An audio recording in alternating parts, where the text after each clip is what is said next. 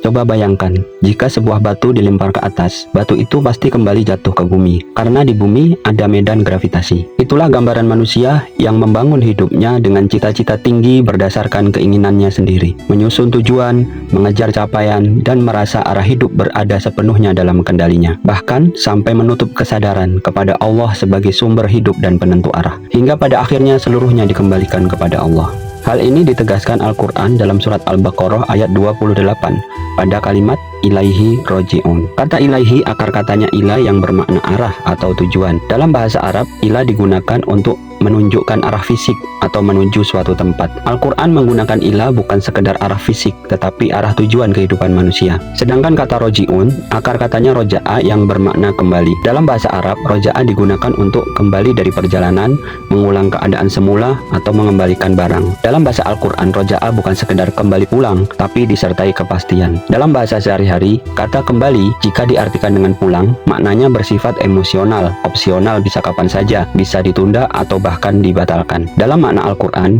kembali bukan sebagai pilihan, tapi kepastian. Kembali bukan setelah mati, tapi sejak hidup. Sejak awal hidup manusia sedang berada dalam status proses kembali. Manusia bukan pemilik hidup, ia adalah seseorang yang sedang bergerak ke arah kembali meski merasa menetap di bumi. Ilahi roji'un bermakna manusia sejak dihidupkan berada dalam status untuk dikembalikan. Bukan menuju sesuatu yang ia pilih, tetapi menuju asal-usul hidupnya yang tidak pernah lepas darinya. Karena itu, anggapan hidup sebagai kebebasan adalah khayalan yang harus dihentikan. Tetapi yang harus dibangun adalah kesadaran, pemahaman bahwa setiap saat aku berada dalam lintasan kembali. Manusia yang menutupi kesadaran kembali kepada Allah, arah tujuan hidupnya seringkali diukur dari pencapaian, bergantung pada pengakuan, sering tidak menentu karena mengikuti keadaan di luar dirinya. Kesalahan berpikir seperti ini menciptakan kelelahan pikiran, kecemasan tersembunyi, dan kebutuhan untuk membuktikan diri.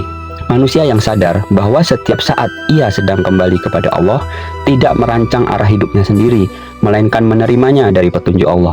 Karena hanya Allah yang mengetahui dan menunjukkan jalan kembali yang benar. Ia tidak membentuk hidup dari keinginannya, melainkan menata hidupnya agar serupa dengan kalimat yang baik di dalam petunjuk Allah. Mari kita renungkan.